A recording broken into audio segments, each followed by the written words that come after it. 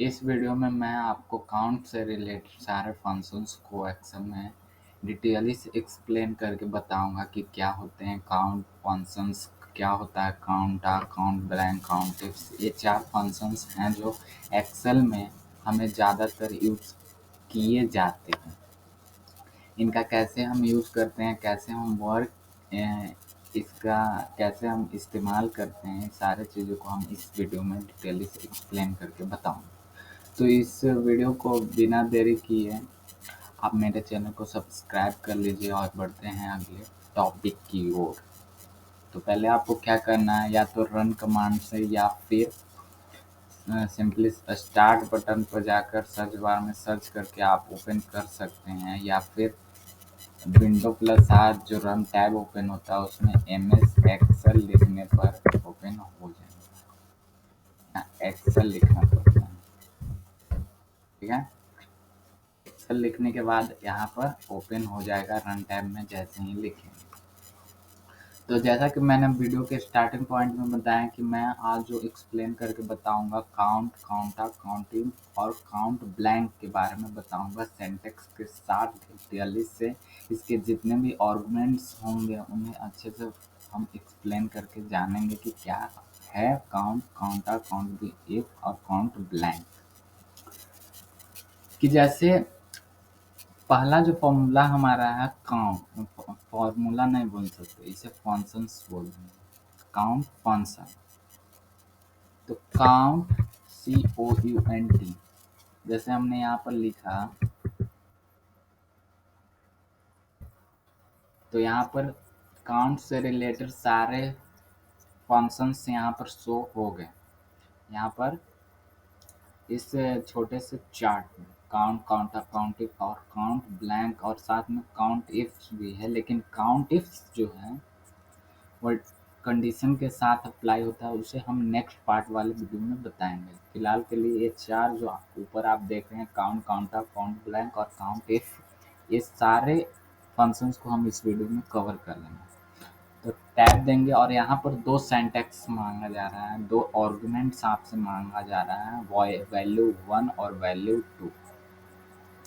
तो इसे आपको अच्छे से समझना है कि ये काउंट जो है ये करता क्या है। ऐसे तो काउंट का अर्थ होता है, काउंट का मीनिंग होता है गिनना, किसी भी चीज़ को, किसी भी वस्तु को काउंट करना, ये वही करता है। लेकिन इसमें एक कंडीशन क्या होता है कि जैसे हम यहाँ पर कोई भी कंटेंट को टाइप किए, यहाँ पर सेल में हमने कोई भी टेक्स्ट कंटेंट को, हमने वर्ड कंटेंट को यहाँ पर हमने टाइप कर लिया। तो यहाँ समझने का तात्पर्य ये है कि यहाँ पर हमने नंबर्स और लेटर्स, अल्फ़ाबेट लेटर्स को हमने यहाँ पर टाइप कर लिया, ठीक है ना। ठीक है, यहाँ पर कुछ कंटेंट को हमने यहाँ पर टाइप कर लिया। अब यहाँ पर काउंट फॉर्मूला को अप्लाई करते हैं और टैब दिए। यहाँ 2 आर्गुमेंट्स, 2 नहीं, बाय डिफ़ॉल्ट आप कितने भी वैल्यू को यहाँ पर दे सकते हैं, बाय डिफ़ॉल्ट होता है, ठीक है ना। तो यहाँ वैल्यू लिख भी सकते हैं यहाँ पर 5,6, नहीं तो आप रेंज को सेलेक्ट कर सकते हैं। छोटा है तो इस तरह से सेलेक्ट कीजिए, और नहीं तो बड़ा है तो आप सिंपली इस तरह से सेलेक्ट कीजिए। ये अल्फ़ाबेटिकल लेटर पर सिर्फ लेफ्ट बटन को प्रेस करके होल्ड करके आपको ड्रैग करना है, ठीक है। तो हमारा थोड़ा सा ही है, तो यहाँ से हमने सेलेक्ट कर लिया और इंटर। तो यहाँ 5 दिखा रहा है, लेकिन यहाँ पर आपको समझना है कि ये 5 दिखाया क्यों, 5 हमारा रिजल्ट क्यों है। तो यहाँ काउंट हुआ, आपका जो कंटेंट था वो कंटेंट को वो जो है काउंट फॉर्मूला आपके कंटेंट को काउंट किया और आपका रिजल्ट 5 दिया। लेकिन 5 तो यहाँ कंटेंट लिखा हुआ है नहीं, 5 से अधिक है। लेकिन ये जो काउंट फंक्शंस जो है अनदर सॉरी बाय डिफ़ॉल्ट बहुत सारे वैल्यूज़ को यहाँ पर सिंटैक्स में आपने देखा कि यहाँ देखिए वैल्यू 1, वैल्यू जितना चाहे उतना वैल्यू दे सकते करेंगे। लेकिन यहाँ पर एक कंडीशन क्या है कि काउंट फॉर्मूला जो है, काउंट फंक्शंस जो है, सिर्फ आपके नंबर्स कंटेंट को काउंट करेगा, ना कि टेक्स्ट को। जैसे यहाँ हमने 5 नंबर कंटेंट लिखे हुए हैं, यहाँ 1 2 3 4 और एक 5, और 3 थे लेटर कंटेंट, यानी अल्फ़ाबेट लेटर्स थे। या यहाँ पर टेक्स्ट भी हो सकता है, लेकिन टेक्स्ट भी आता है लेटर से ही, ठीक है ना। तो ये जो काउंट फॉर्मूला जो है ना, काउंट फंक्शन जो है, सिर्फ नंबर्स को, आपके नंबर्स को काउंट करेगा, ठीक है। जैसे और अच्छे से समझ लेते हैं, यहाँ हमने लिखा, यहाँ हमने नंबर्स को काउंट करना है, तो यहाँ हमने लिखा और एक और हमने अल्फ़ाबेट के कुछ लेटर्स को यहाँ पर लिख दिया। अब दो कॉलम में हमने एक और हमने अल्फ़ाबेट के लेटर्स लिखे और दूसरे में हमने नंबर कंटेंट को टाइप किया। तो अब देखते हैं यहाँ पर इज इक्वल टू काउंट और टैब वैल्यू, लिख भी सकते हैं या फिर रेंज को सेलेक्ट कर लिए, पूरे रेंज को सेलेक्ट करने के बाद इंटर प्रेस किए, तो ये क्या बोला, क्या रिजल्ट आया, 6, क्योंकि आपका नंबर कंटेंट जो था 6 था। ये जो है अल्फ़ाबेट के लेटर्स को काउंट नहीं करेगा, ओनली नंबर कंटेंट काउंट करेगा विदाउट टेक्स्ट कंटेंट, ठीक है। ये है पहला फंक्शन काउंट। अब यहाँ पर देखना है काउंटा। काउंटा फॉर्मूला क्या है, काउंटा इसका जस्ट अपोजिट है। काउंट क्या करता है, तो सिर्फ नंबर कंटेंट को काउंट करता है, लेकिन काउंटा जो है नंबर और टेक्स्ट कंटेंट दोनों को काउंट करता है। तो यहाँ हम काउंटा फॉर्मूले को अप्लाई करेंगे, काउंटा इज इक्वल टू काउंटा और ब्रैकेट, ओपन ब्रैकेट, और वैल्यू में यहाँ इस रेंज को सेलेक्ट कर लेंगे और इंटर दबाएंगे, तो यहाँ 12 आएगा। क्यों आया, क्योंकि यहाँ दोनों कंटेंट को, एक लेटर वाला भी था और एक नंबर, दोनों कंटेंट को यहाँ पर काउंट कर लिया। यहाँ 6 जो था आपका नंबर कंटेंट था और अल्फ़ाबेट जो था वह 6 था, तो 6 और 6 हो गए 12। यानी काउंटा फॉर्मूला, काउंटा फंक्शन जो है टेक्स्ट और नंबर दोनों को काउंट करता है, ठीक है। अब यहाँ पर देखना है कि एक हमने यहाँ पर शिफ्ट बना रखी है, जैसे इसका यूज़ आप वो हम लास्ट में बताएंगे, वीडियो के लास्ट में, ठीक है। अब देखते हैं काउंट ब्लैंक फंक्शन।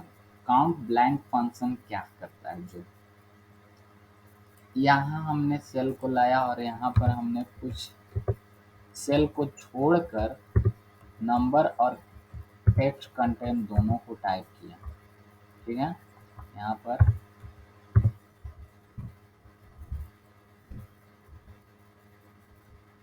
हमने टाइप किया, ठीक है।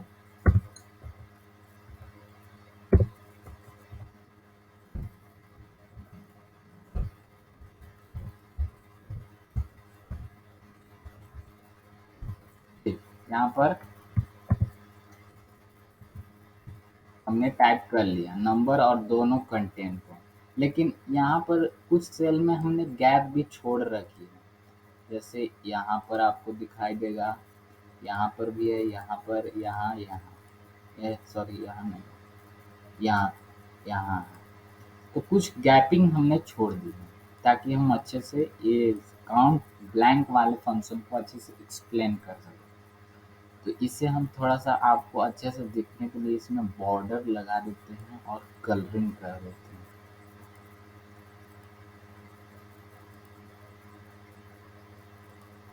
अब आपको अच्छे से दिख रहा होगा कि कौन डब्बा खाली है, कौन फिल है।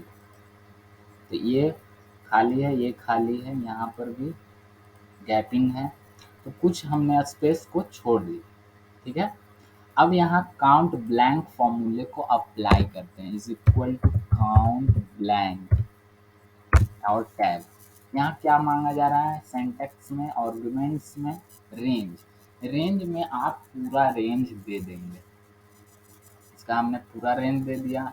अगर छोटा है डाटा तो आप सिंपली सेलेक्ट कर सकते हैं, नहीं तो यहाँ से भी आपको सेलेक्ट कर लेना है। जो आपको पसंद है वो आप पर डिपेंड है। ठीक है, हमने इस तरह से सेलेक्ट कर लिया और इंटर किया। ओ नो, यहाँ तो आपका 8 रिजल्ट आया, लेकिन 8 किसका रिजल्ट है? तो यहाँ जैसे हमने कौन से फॉर्मूले को अप्लाई किया, काउंट ब्लैंक। ब्लैंक का मतलब होता है गैप। काउंट उसी को किया जिस रेंज को आपने दिया ना, उसके गैप को काउंट किया।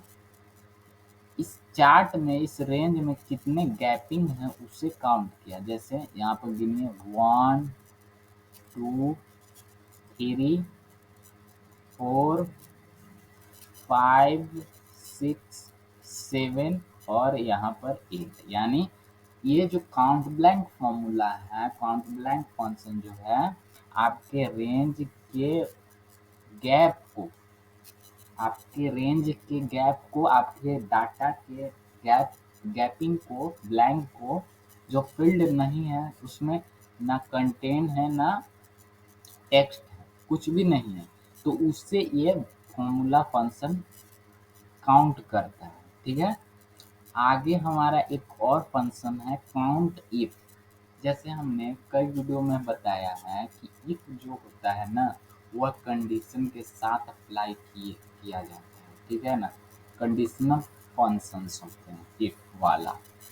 तो यहाँ काउंट इफ फॉर्मूले को अप्लाई करेंगे, काउंट इफ, यहाँ पर काउंट इफ और टैब। यहाँ क्या मांगा जा रहा है, तो रेंज। देखिए, इससे पहले आप जान लीजिए कि काउंटिव फॉर्मूला जो है एक स्पेशल रेंज को, एक स्पेशल क्राइटेरिया इसमें दिया जाता है और उसी को ये काउंट करता है। एक स्पेशल, जैसे जैसे हमने एक टोकरी में आम और सेब दोनों मिक्स करके एक टोकरी में रखा और रेंज में हमने दोनों को दे दिया, और लेकिन क्राइटेरिया में काउंट करने के लिए हमने एप्पल को चूज किया। तो ये काउंटिव फॉर्मूला जब उस पर अप्लाई करेंगे तो वह सिर्फ क्राइटेरिया जिसे आपने अपने लाइक किया, आपने चूज किया है, जो क्राइटेरिया आपने दिया उसी को सिर्फ काउंट करता है। यानी स्पेसिफाई कंटेन या फिर टेक्स्ट को यह जो है काउंट करके देगा। तो जैसे इसका यूज भी हम बताएंगे कि कहाँ होता है। जो जैसे यहाँ पर हमने जैसे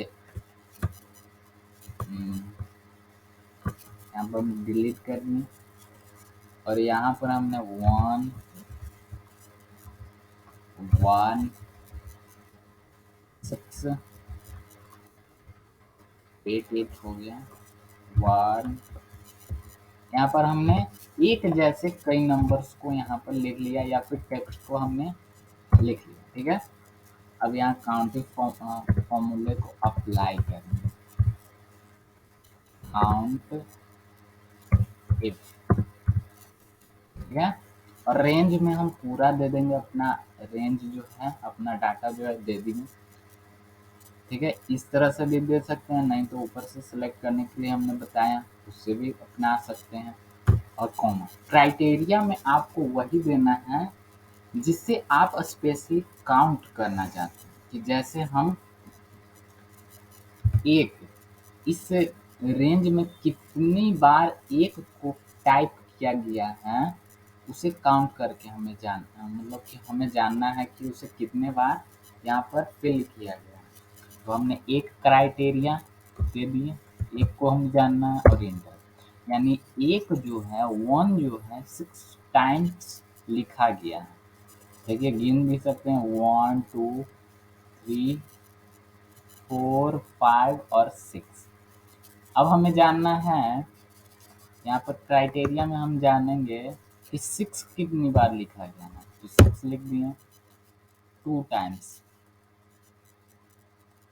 ये नंबर्स को ही नहीं, यह टेक्स्ट को भी बताता है। अगर टेक्स्ट, अगर कोई किसी का नाम 2 बार 3 बार या 10 बार लिखा हुआ है तो उसे भी आप यहाँ क्राइटेरिया में टाइप करके सिंपली आप जान सकते हैं। अब इसमें हमें जानना है कि एच अल्फ़ाबेट इसमें कितनी बार लिखा हुआ है, तो यहाँ पर हम लिख दें और एंटर।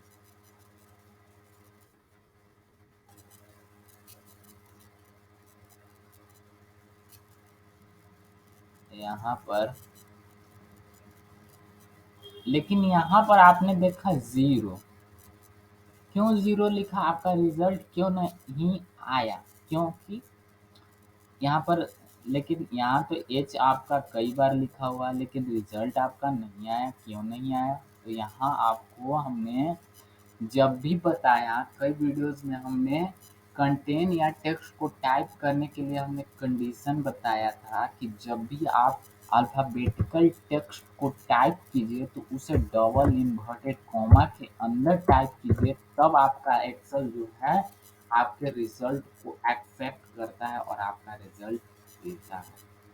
जब भी आप नंबर्स को आप लिख सकते हैं, नंबर्स को बिना इन्वर्टेड कॉमा के आप लिख सकते हो, वो उसका आंसर एक्सेल देगा, लेकिन टेक्स्ट को, किसी भी वर्ड को आपको डबल इन्वर्टेड कॉमा के अंदर लिखना है, ठीक है?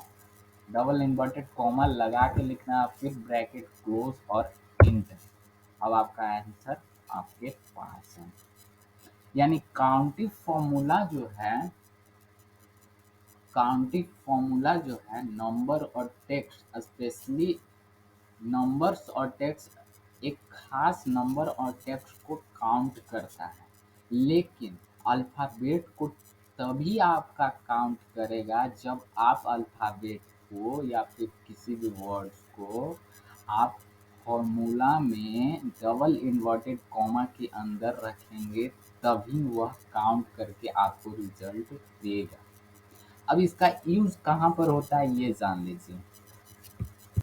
कई लोग हैं, 5 6 7 लोग हैं, तो हमें इसमें से, यहाँ पर देख रहे होंगे, यहाँ पर रमेश है, सुरेश है, टीना, मीना, बीना, राकेश, मुकेश, जिकेश, यहाँ पर बहुत सारे लोग हैं।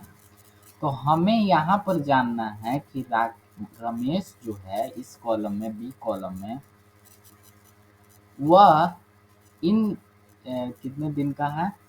तो यहाँ 10 दिन का है। तो इन 10 दिनों में कितनी बार जो है रमेश कितने दिन आया है, कितने दिन इसका अटेंडेंस है? तो प्रेजेंट, प्रेजेंट के लिए पी और अब्सेंट जानना है तो ए। तो वही काउंटिंग फॉर्मूले को आपको अप्लाई करना है, तो यहाँ पर हम अप्लाई कर देते हैं। यहाँ हम लिखेंगे काउंट इफ और टैब। यहाँ रेंज में आपको क्या देना है? पूरा चार्ट को नहीं देना। पूरा चार्ट को जब भी देंगे, पूरा चार्ट को अगर देंगे तो आपको पूरा का पूरा जो है काउंट करके देगा, लेकिन स्पेशली एक आदमी के लिए अगर काउंट कर रहे हैं तो उसी का अटेंडेंस सीट सिर्फ दीजिए। तो ये इसका हम यहाँ पर दे दिए, ठीक है? और कॉमा क्राइटेरिया में आपको क्या जानना है? तो इसका अब्सेंट काउंट करना है। तो ए आप डबल इन्वर्टेड कॉमा के अंदर स्मॉल या कैपिटल जो आपको पसंद है यहाँ पर लिख लीजिए। हमने लिख लिया और हम जानना चाहते हैं इसने कितनी बार 10 दिनों में कितने बार यह छुट्टी मार चुका है। अब्सेंटी 3 बार, 3 बार जो है ये जो है रमेश 3 बार छुट्टी मार चुका है, 3 बार ऑफिस नहीं आया। यहाँ पर देख लीजिए, 1 बार, 2 बार और 3 बार। अब सभी का जानना चाहते हैं तो कुछ नहीं करना है, इसे हम डिलीट कर देते हैं थोड़ा सा। कुछ नहीं करना है, यहाँ पर फॉर्मूला आपने अप्लाई कर दिया और सिंपली ड्रैग प्रेस करके होल्ड करके आपको ड्रैग एंड ड्रॉप करना है और यहाँ पर सभी का यहाँ पर आ गया, ठीक है? सभी का आ गया। अब ये तो था absent, अब हमें जानना है कि प्रेजेंट कितनी बार हुआ है।